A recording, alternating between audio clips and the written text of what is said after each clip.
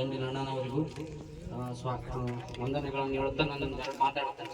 ಏನಪ್ಪ ಅಂದ್ರೆ ಹೋದ ವರ್ಷ ನಾವು ಈ ಕಾವೇರಿ ಸೀಡ್ಸ್ KCH36 ಕಂಪನಿಯ ಹತ್ತಿ ಬೀಜಗಳನ್ನ ನಾನು ಒಂದು 33 ಗುಂಟೆಗೆ ಮಾಡಿದ್ದೆ ಅನ್ಸುತ್ತೆ. ಒಂದು 1.5 ಪ್ಯಾಕೆಟ್ ಕೊಟ್ಟಿದ್ರು ಅವರು. ನೋಡ್ರಿ ಇದಂತ, ಯಾಕಂದ್ರೆ ನಾವು ಮೊದಲೇ ಕಾವೇರಿ ಸೀಡ್ಸ್ ಹಚ್ಕೊಂಡ ಬಂದಿದ್ದೀವಿ. ಯಾಕಂದ್ರೆ ಇದು 1976ರಲ್ಲಿ ಒಬ್ಬ ರೈತರ ಮಕ್ಕಳು ಸ್ಥಾಪಿಸಿದಂತ ಸಂಸ್ಥೆ ಇದೆ. ಅಲ್ಲಿಂದ ಇಲ್ಲಿವರೆಗೊಂದು ಸಂಸ್ಥೆ ಇದ್ದದಕ್ಕೆ ಇದು ನಂಬಿ ನಾವು ಮೊದಲೆಲ್ಲ ಒಂದು 10 ವರ್ಷ ಬೇರೆ KCH 108 ಇವು ಬೆಳೆದಿರ್ಬೋದು. ಅದು ಬೆಳೆದಿದ್ರು ನಂತರದಲ್ಲಿ ಸ್ವಲ್ಪ ಬೇಕೋ ಬಿಟ್ಬಿಟ್ಟಿದ್ವಿ. ಬೇರೆ ಬೇರೆ ಯಾವ ಬಂದು ಅಂತೇವಿ ಏನೋ ಬೆಳ್ತಾ ಇದ್ವಿ. ಹೋದ ವರ್ಷ ಮತ್ತೆ ನಾವು ಅದೇ KCH ಕಂಪ್ನಿಗೆ ಮರಳಿ ಒಬ್ರು ಆಗ್ಬೇಕಂತ ನಮ್ಮ ಅದೇ ಅಧಿಕೃತ ಮಾರಾಟಗಾರರು ಹೇಳಿದ್ರು, ಇದು ನೋಡ್ರಿ ನಿಮ್ಗೆ ಕೊಡ್ತೀವಿ ಡೆಮೋ, ನೀವು ರೈತರಿದ್ದೀರಿ, ಸ್ವಲ್ಪ ನಿಮ್ಮ ಸುತ್ತ ಇರ್ತಕ್ಕಂಥ ರೈತರೆಲ್ಲ ನಿಮ್ಗೆ ನೋಡ್ತಾ ಇರ್ತಾರೆ, ಸ್ವಲ್ಪ ಇದನ್ನ ಹಚ್ಚಿರಿ ಅಂತಂದ್ರು. ನಾವು ಹೋದ ಸಲ ಒಂದು 33 ಗುಂಟೆ ಈ KCH36 ಬೆಳೆದಿದ್ವಿ. ಅದು ರುಜುವಾಗಿ ಹೇಳ್ತಕ್ಕಂತ, ಯಾಕಂದ್ರೆ ಈಗೆಲ್ಲ ಕಾಟದ ಮುಖಾಂತರ ಈಗ ತಗೊಳ್ತೀವಿ ನೋಡ್ರಿ. ಈಗ ಎತ್ತಿ ಬಿಡಿಸುವಾಗ 14 ಕ್ವಿಂಟಲ್ ಬಂತು. ನಮ್ಗೆ ವಿಚಿತ್ರ ಆಗೋಯ್ತು.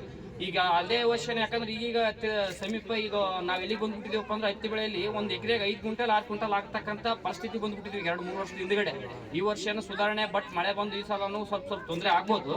ಆದ್ರೂ ಈ ಬೀಜ ನೋಡಿ ಅಲ್ಲಿ ಇರ್ತಕ್ಕಂಥ ರೈತರು, ನಾ ಯಾರಿಗೂ ಹೇಳಿಲ್ಲ, ಜಾಹೀರಾತು ಮಾಡಕ್ ಹೋಗಿಲ್ಲ ನಾವು. ಯಾಕಂದ್ರೆ ದಲ್ಲಾಳಿಗಳನ್ನೆಲ್ಲ ವ್ಯಾಪಾರಿಗಳನ್ನ ರೈತರು ಅವರೇ ಬಂದು ಕೇಳಿ ಕಾಯಿಗಳು ಯಾವ ರೀತಿ ಇದಾವೆ, ಯಾಕಂದ್ರೆ ರೋಡಿಗೆ ಇತ್ತು ಅದ್ರಾಗ ನಮ್ದು ಮುಖ್ಯವಾದ ರಸ್ತೆ ಪಕ್ಕದಲ್ಲಿ ನೋಡಿ. ಈ ವರ್ಷ ಎಷ್ಟಂದ್ರೆ ನಮ್ಮ ಮಿನಿಮಮ್ ಒಂದು 900 ಪ್ಯಾಕೆಟ್ ಹಚ್ಚಿದ್ರು. ಮತ್ತೆ ಇನ್ನೊಂದಲ್ಲಿ ಏನ್ ತೊಂದರೆ ಬಂದಿಲ್ಲಪ್ಪ ಅಂತಂದ್ರೆ, ಯಾರು ಈ ಬೀಜ ಚೆನ್ನಾಗಿಲ್ಲ ಅಂತ ನನಗೆ ಹೇಳಿಲ್ಲ.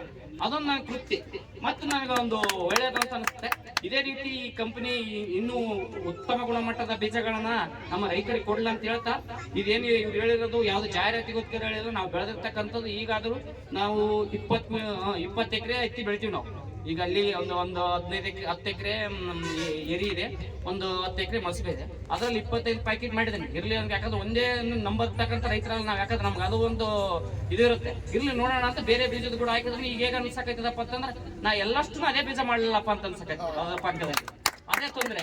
ಅದಕ್ಕೆ ರೈತರು ಯಾವುದು ಒಂದು ಒಳ್ಳೆ ಇಳುವರಿ ಬರ್ತಕ್ಕಂಥದ್ದು ಮತ್ತು ಒಂದು ನಂಬಿಕೆ ಇಟ್ಟು, ಯಾಕಂದ್ರೆ ನಾವು ಯಾವುದೋ ಒಂದು ಇತಿಹಾಸ ಗೊತ್ತು ಮಾಡ್ಕೋಬೇಕು. ನಾವು ಓದಿದವ್ರು, ಸ್ವಲ್ಪ ಓದಿ ರೈತರಾದವ್ರಲ್ಲ, 1976ರಲ್ಲಿ ಒಬ್ಬ ರೈತರ ಮಗ ಸ್ಥಾಪಿಸಿದಂತ ಸಂಸ್ಥೆ ಇದು. ನಾವು ಇಂಥ ಸಂಸ್ಥೆಗಳನ್ನ ನಂಬಬೇಕು. ಯಾರೋ ಕಾರ್ಪೊರೇಟರ್ಗಳು, ಯಾರೋ ಬಿಸ್ನೆಸ್ ಮ್ಯಾನ್ಗಳು ಬಂದು ಈ ರೈತರ ಇದಕ್ಕೆ ಬರ್ತಾರಲ್ಲ, ಅವ್ರು ನಂಬೋದು ತಪ್ಪದು.